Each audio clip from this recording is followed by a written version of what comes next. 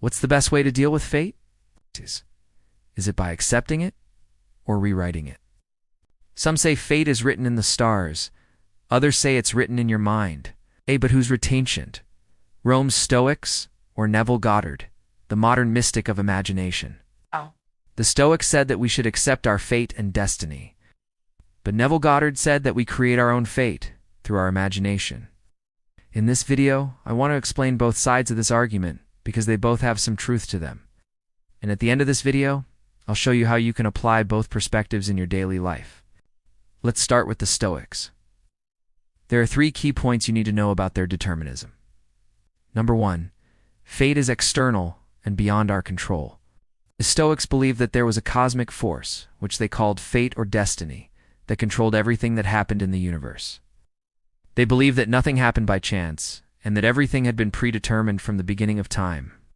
This belief is similar to the idea of a grand plan, where everything happens according to a higher power or intelligence. However, unlike the idea of a grand plan, which implies that humans have a role to play in carrying out this plan, the Stoics believed that humans were simply along for the ride. We are at the mercy of fate, and all we can do is try to live in harmony with it.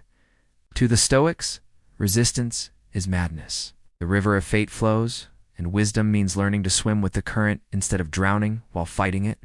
Point number 2, our fate can be good or bad. The Stoics believed that fate was neutral. It didn't have a moral compass. It didn't care whether our fate was happy or sad. That was up to us. What mattered was how we responded to whatever fate threw our way. This is why the Stoics encouraged us to accept our fate with equanimity, to treat whatever happens as if it were according to our own will. By doing so, we could find peace and happiness, no matter what our circumstances. This was their superpower, turning even tragedy into training. To them, wealth, loss, even death were just assignments from fate, and your grade depended on how you responded. Point number 3, our freedom lies in how we respond, not in changing destiny. If fate is controlling everything, then how do we have any freedom at all?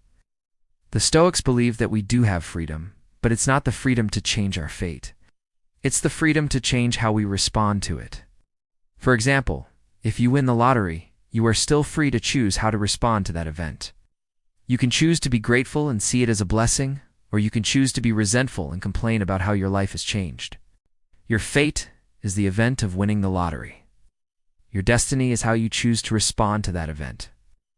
Seneca himself was one of the richest men in Rome, yet he wrote that wealth was meaningless without virtue. To him, the lottery win or the sudden tragedy were the same test. Would you meet it with wisdom or with weakness? The Stoics believed that it was our duty to respond to our fate with wisdom and virtue. By doing so, we could find happiness and peace of mind no matter what our fate had in store for us. So what did the Stoics say about fate?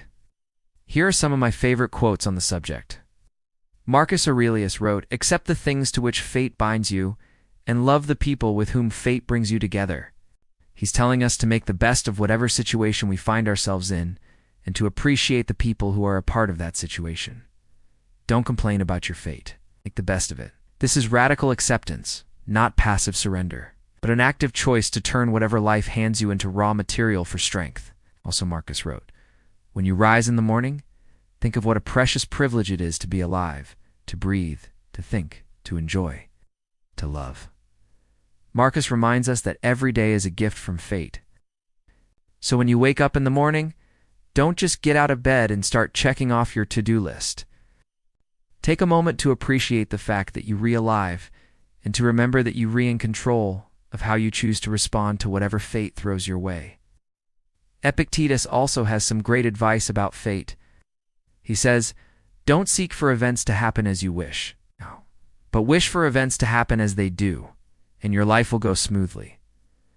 Epictetus is telling us to stop fighting against fate and to start accepting it. We can't control what happens, but we can control how we react to it. Epictetus himself was born a slave, crippled in childhood, and yet became one of the most powerful teachers in history. If anyone had the right to rage at fate, it was him. But instead, he turned chains into philosophy. So instead of wasting energy fighting against fate, we should focus on accepting it and making the best of it. Neville Goddard teaches that imagination creates reality. To Neville, fate was not a river to endure, but clay to be molded. Where the Stoics see chains, Neville sees a blank canvas sand. Imagination is the brush. Everything we experience in life is the result of our own thoughts and beliefs. If we want to change our lives, we need to change the way we think. Neville taught a method called the law of assumption, which involves assuming the feeling of the wish fulfilled and allowing it to become fact.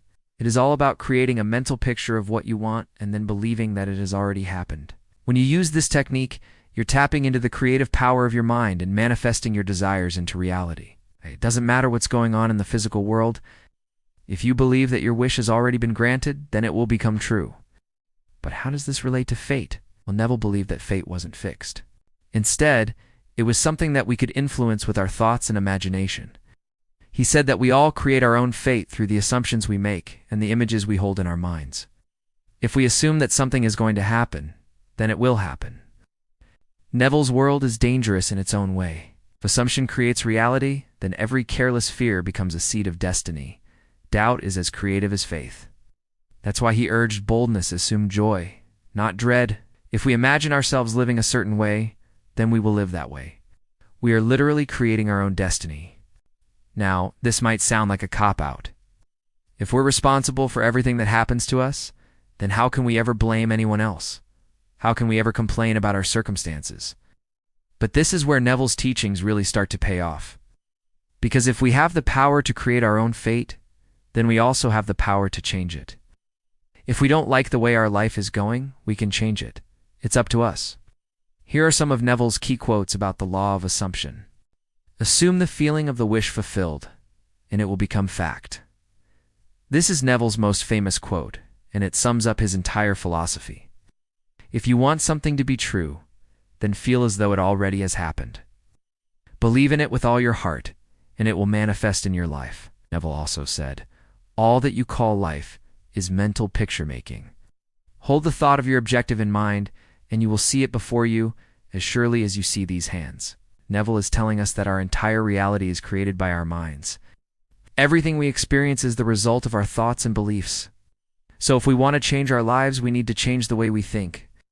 The third quote I want to share with you is, if you can conceive it, it can be done.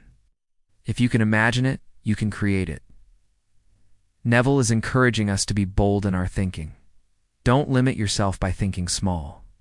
If you can dream it, then it's possible.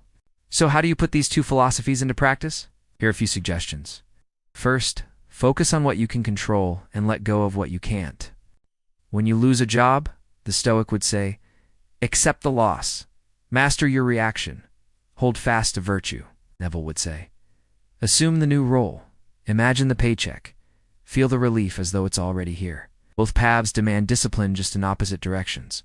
This is a key part of Stoic philosophy. We can't control what happens to us, but we can control how we react to it. No. So focus your energy on the things that are under your control and let go of the things that are not. Second, assume what you want to be true and live as though it's already true. This is Neville's approach to life. We create our own reality, so assume the feeling of the wish fulfilled and allow it to become fact. Live as though your assumptions are already true. Finally, don't forget to enjoy the process. Both Stoicism and Neville's teachings offer a path to happiness and fulfillment. So enjoy the journey and trust that everything will work out the way it's supposed to. In the end, the question of whether fate is something to be accepted or rewritten is up to you. The Stoics offer one perspective, and Neville Goddard offers another. But ultimately, it's up to you to decide what you believe. Do you want to be the sailor who accepts the storm, or the dreamer who imagines the wind? Or maybe the real wisdom is in holding both, accepting what comes, but never forgetting you can imagine what's next. I hope this video has helped you see both sides of this argument and that you've enjoyed the journey.